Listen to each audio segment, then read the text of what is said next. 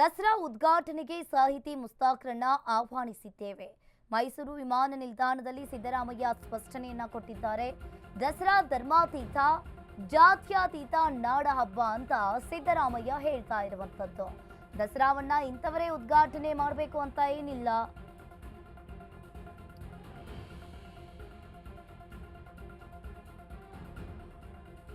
ದಸರಾವನ್ನ ಹೈದರಾಲಿ ಟಿಪ್ಪು ಸುಲ್ತಾನ್ ದಸರಾ ಆಚರಣೆ ಮಾಡಿರ್ಲಿಲ್ವಾ? ಹಾಗಾದ್ರೆ ಮಿರ್ಜಾ ಇಸ್ಮಾಯಿಲ್ ಮೈಸೂರು ದಿವಾನರಾಗಿ ಇರ್ಲಿಲ್ವಾ? ವಿಪಕ್ಷ ನಾಯಕರ ಆರೋಪಕ್ಕೆ ಸಿದ್ದರಾಮಯ್ಯ ಈಗ ತಿರುಗೇಟನ್ನ ಕೊಟ್ಟಿದ್ದಾರೆ. ದಸರಾ ಉದ್ಘಾಟನೆಗೆ ಸಾಹಿತಿ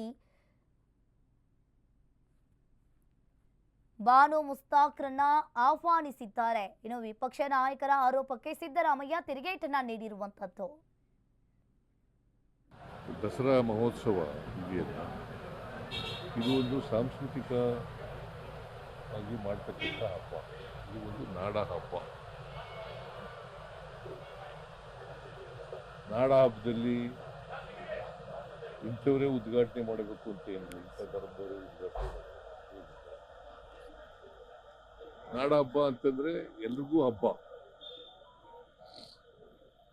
ಹಿಂದೂಗಳಿಗೆ, ಕ್ರಿಶ್ಚಿಯನ್ರಿಗೆ, ಮುಸಲ್ಮಾನರಿಗೆ, ಬೌದ್ಧರಿಗೆ, ಜೈನರಿಗೆ ಮತ್ತೆ ಇವೆಲ್ಲರಿಗೂ ಕೂಡ ಹಬ್ಬ ಇದೆ. ಈ ಹಬ್ಬನ ಹಿಂದೆ ಮಹಾರಾಜರ ಕಾಲದಲ್ಲಿ ಹೈದರಾಲಿ ಟಿಪ್ಪು ಆಚರಣೆ ಮಾಡ್ತಿದ್ರು. ದಸರಾ ಹೈದರಾಲಿ ಟಿಪ್ಪು ಮಹಾರಾಜರ ಆಳ್ವಿಕೆ ಇಲ್ಲದೆ ಇರುವಾಗ ಹೈದರಾಲಿ ಟಿಪ್ಪು ಮಾಡ್ತಾರೆ.